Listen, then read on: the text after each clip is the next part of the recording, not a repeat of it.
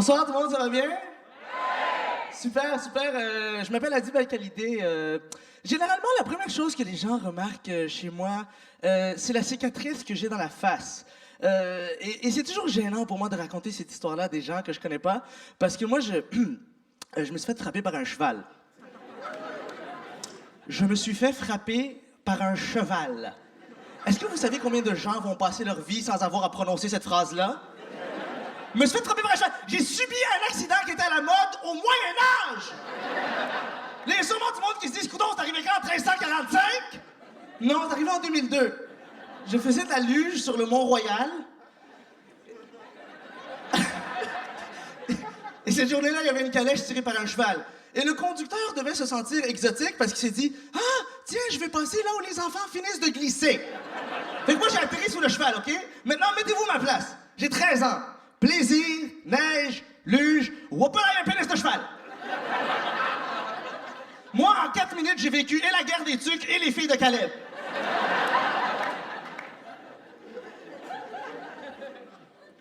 Sinon, l'autre chose que les gens remarquent, c'est mes cheveux. En passant, je suis désolé pour les cheveux.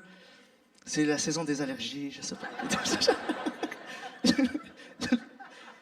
L'autre jour, j'étais en train de marcher dans le centre-ville, puis il y a un gars dans l'auto, il ouvre sa fenêtre de voiture, puis il fait « Yo! Tes cheveux sont fucking laids! » Moi, j'étais juste là, tu sais pas comment réagir à autant de méchanceté gratuite? Et je me suis dit, j'ai pas envie de l'insulter en retour, ce garçon est visiblement habité par la haine. Alors je me suis dit, je vais m'approcher de lui, peut-être qu'il a un conseil, hein, pour m'aider à résoudre mes problèmes capillaires. Là, je m'approche de lui, je suis comme, yo, excuse, et le gars, il ferme sa fenêtre, Là, je l'ai regardé, je suis comme, cute! Il pense qu'on est au parc safari. Hein? C'est ça qu'il pense. Fait que j'ai dit, man! Donne-moi des pinottes, man. Donne-moi des pinottes. Stick t'es fucké, mais non! Je veux des pinottes.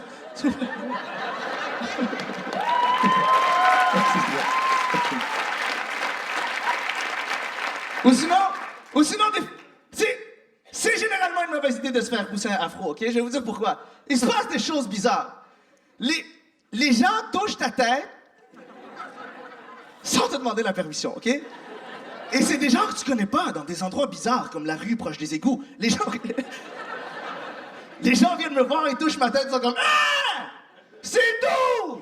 Venez! C'est doux! » Ça veut dire que quand ils touchent ma tête, avant, il y avait une conversation avec leurs amis. Ils étaient 5.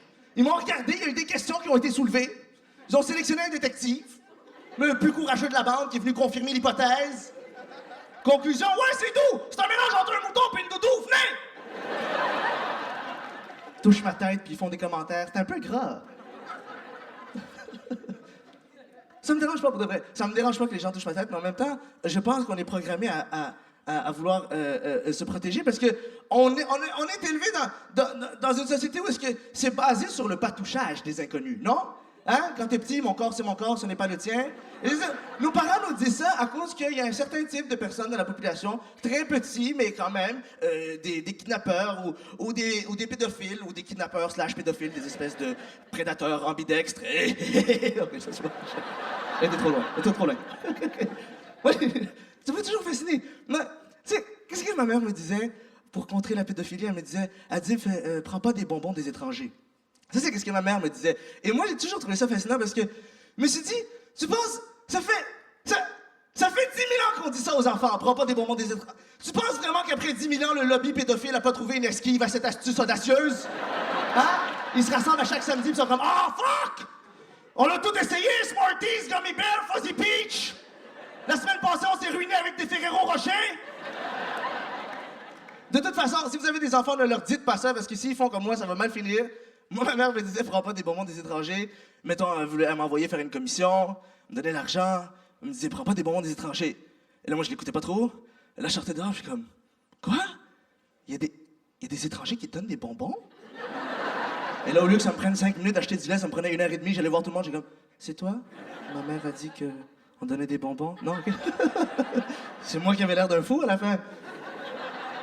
Je suis d'origine marocain, irakien. C'est des origines que je connais pas vraiment. Et à chaque fois qu'on me demande d'en parler, je suis un peu mal à l'aise. Je me sens comme quand j'étais au primaire et qu'il fallait faire une présentation orale sur nos origines, sur notre ville natale. Moi, j'arrivais tout le temps, puis j'étais comme, moi, je viens du Maroc. Il y a beaucoup de couscous, des tagines, des clémentines. Et là, mon prof me disait, où est-ce que tu allé chercher ton information? Elle dit, moi, je disais, chez IGA.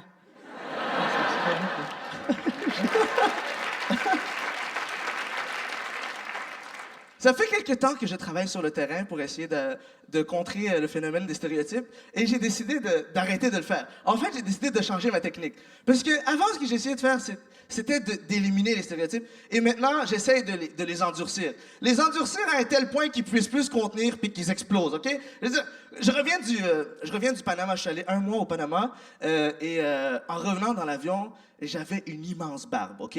Je te dis, j'avais une vraiment grosse barbe. Une grosse barbe. Je ne m'étais pas laissé la barbe... je m'étais laissé pousser la barbe au Panama parce que là-bas, les gens, leur bagage génétique s'est adapté à la température, fait qu'ils n'ont pas de pilosité. Et moi, j'avais laissé ma barbe pousser en guise de domination envers les autres hommes. Vous comprenez comme ça? C'est espagnol. En tout cas. Et pour revenir au pays, on m'a mis au défi de me laisser pousser la barbe pour passer les douanes. Et je dis on pour ne pas dire je. Je me suis mis au défi de me laisser pousser la barbe. Je vais vous expliquer pourquoi. Parce qu'il y a 2 ans, j'ai traversé la frontière et on m'a arrêté aux douanes. J'avais la peau super lisse, hein, vraiment, le cul d'un bébé. Pour de vrai, c'était magnifique. Et j'avais la peau super lisse, puis on m'a arrêté aux douanes parce qu'on a trouvé un sachet de sucre dans mes bagages.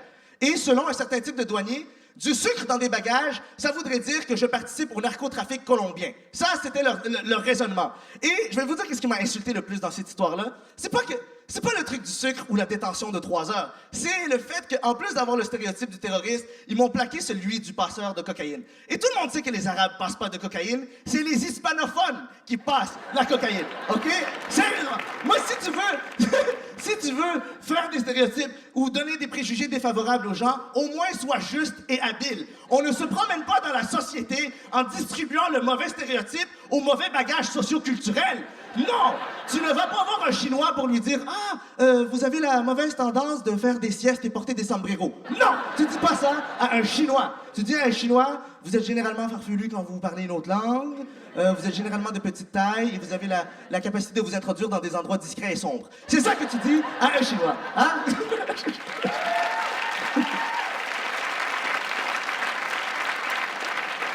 Ça m'a mis en colère. Ça m'a mis en... Tu dis pas à un arabe que t'es un passeur de cocaïne. Est-ce que tu sais... C'est ça qui m'a dérangé.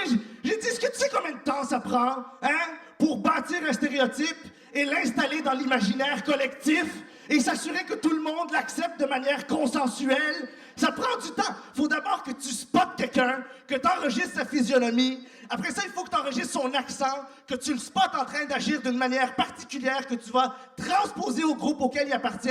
Après ça, il faut que tu trouves quelqu'un que tu vas convaincre. Hey,